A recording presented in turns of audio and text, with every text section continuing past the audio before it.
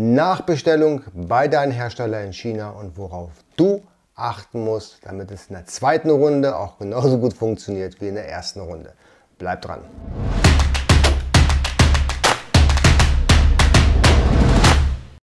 Hallo, herzlich willkommen. Mein Name ist Jens Lindner und du bist hier auf AMZ Pro. Hier geht es um die Produktion in China und den Import in die Europäische Union. Den Verkauf auf Marktplätzen wie eBay, Amazon und der eigene Online-Shop ist auch dabei. Steuern und Recht wird hier ebenfalls thematisiert.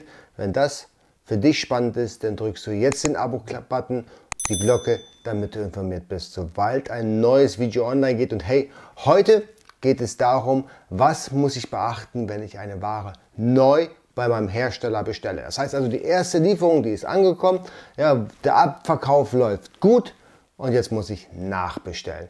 Worauf muss ich genau achten, beziehungsweise worauf muss ich mich einstellen? Weil da gibt es so einige Unterschiede zu dem, was wir hier aus Europa oder speziell aus Deutschland gewöhnt sind. Also, los geht's. Der Preis.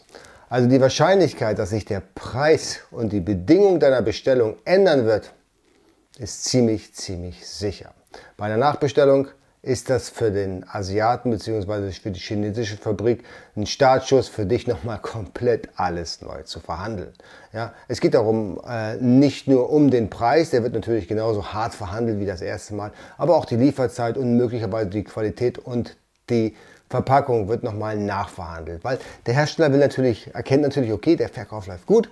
Ja, und in den allermeisten Fällen möchte der Kunde jetzt gar nicht wechseln, weil eben das Produkt ist für ihn profitabel. Und genau deswegen weiß auch der Hersteller in China, okay, hier kann ich nochmal eingreifen und gucken, ob ich nicht nochmal für meinen Chef $1 oder €1 mehr verdienen kann. Und das probiert er einfach.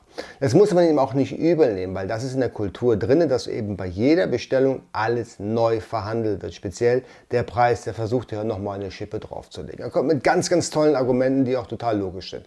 Ja, eben schlechterer Wechselkurs oder eben die Lohnkosten sind gestiegen, die Materialkosten sind gestiegen, so das ganze Paket drumherum, um ihn einfach plausibel dastehen zu lassen, dass jetzt dieser Preis gerechtfertigt ist.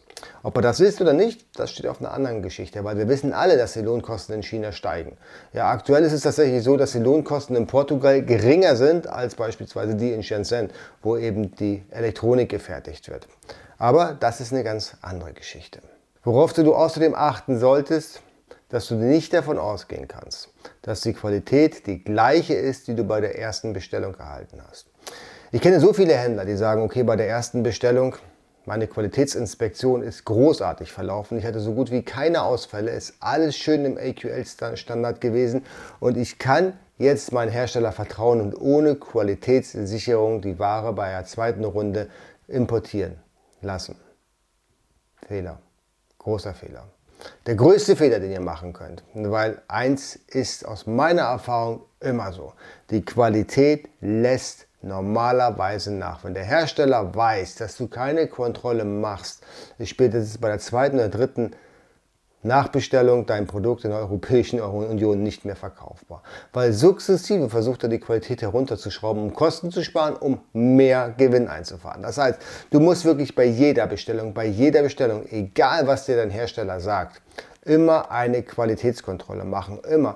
Diese 250 €, die wir jetzt hier bei AMZ Pro nehmen für eine Qualitätskontrolle, ist die Sache wert. Auch wenn er sagt, ja, wieso müssen wir denn jedes Mal eine Qualitätskontrolle machen? Wir machen doch alles gleich. No. Die machen eben nicht alles gleich. Ja? Die haben andere Mitarbeiter, die die Maschinen bedienen. Vielleicht direkt nach Chinese New Year. Da habe ich ja auch schon mal ein Video zu gedreht. Ja, den Kanal verlinke ich hier oben nochmal. Und da kann natürlich die Qualität der Mitarbeiter kann eben nicht so gut ausgebildet sein und deswegen gibt es eben auch komplett unterschiedliche Qualität. Der Lieferant, der Vorlieferant von deinem Hersteller für Komponenten, die er braucht für die Fertigung, kann ein komplett anderer sein. Das heißt, die Qualität kann hier viel schlechter sein.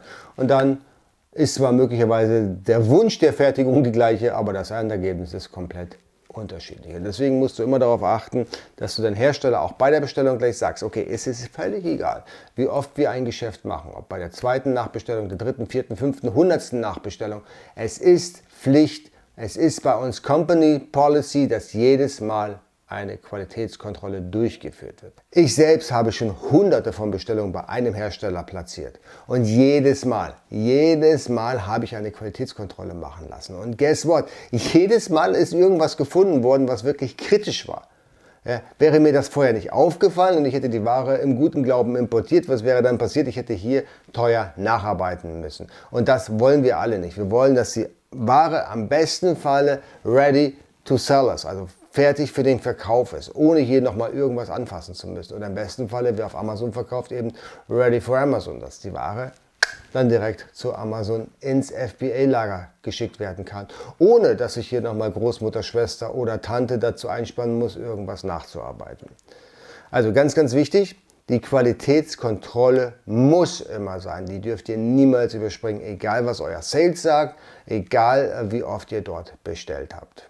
Der dritte Punkt ist die NDA, also die Verschwiegenheitserklärung. Habt ihr ein tolles Produkt, ja, ein einzigartiges Produkt und habt einen Hersteller, der das Produkt für euch fertigt, dann habt ihr, wenn ihr klug seid und wenn ihr professionell seid, habt ihr eine NDA, also eine Verschwiegenheitserklärung mit ihm vereinbart, dass er mit eurem Produkt auf keinen Messen stehen darf, dass er das Produkt keinen anderen Kunden anbieten darf, egal wo, ja, und dass er da absolute Verschwiegenheit drüber bewahrt, dass er die Ware herstellt.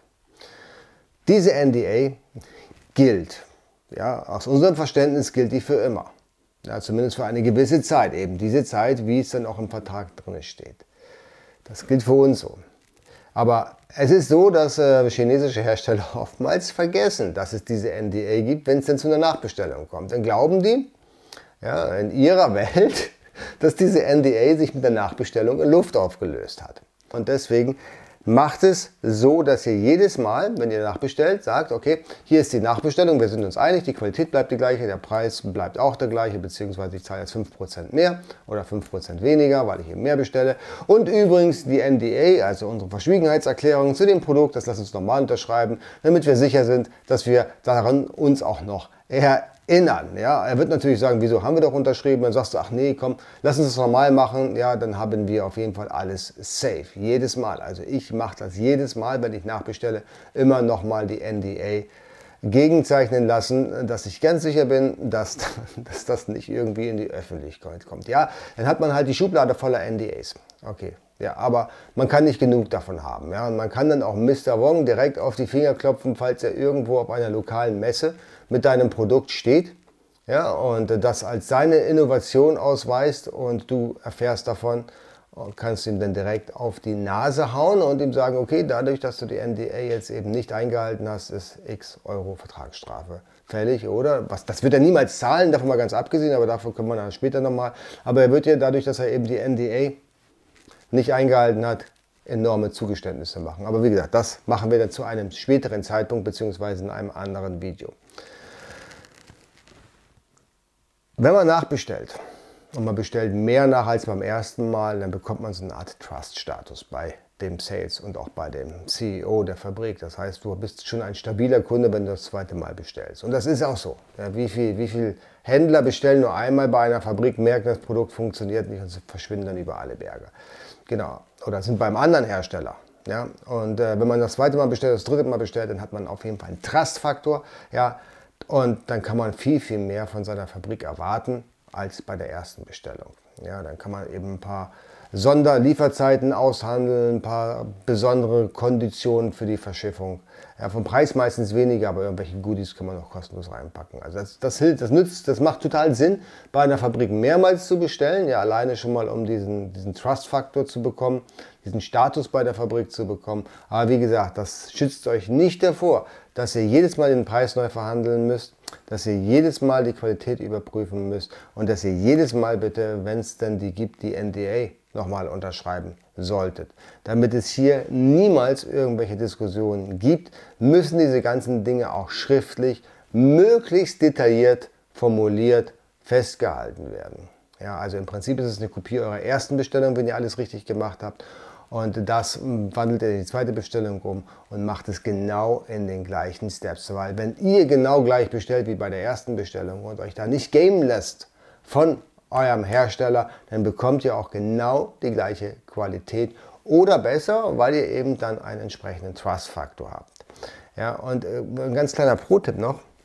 wenn ihr mit einem Hersteller wirklich sehr, sehr gut seid und sehr, sehr fein seid, dann ist er manchmal auch bereit, ein paar Sachen rauszuhauen, die ihr gar nicht wissen dürft.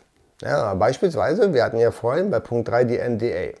Ja, deine NDA lässt du immer erneuern. Aber wenn du mit deinem Hersteller sprichst und ein gutes Verhältnis zu deinem Hersteller hast, dann wird er dir vielleicht irgendwelche Innovationen offenbaren, die ein anderer Kunde bei ihm in Auftrag gegeben hat, von einem anderen Markt natürlich, beispielsweise von Nordamerika oder so. Aber der Kunde hat eben keine NDA unterschreiben lassen. Und da profitierst du von der Nachlässigkeit deiner Wettbewerber bzw. den Marktbegleitern von einem anderen Kontinent. Ja, ihr müsst ihn nur nachfragen. Ihr müsst ihn noch fragen, hey, hast du was Neues, kannst du mir irgendwas empfehlen? Was sind deine neuesten Sachen? Was ist dein Best-Selling-Product beispielsweise in den USA? Und dann kommen die ganz schnell mit wirklich Dingen um die Ecke, was dich aus den Socken haut.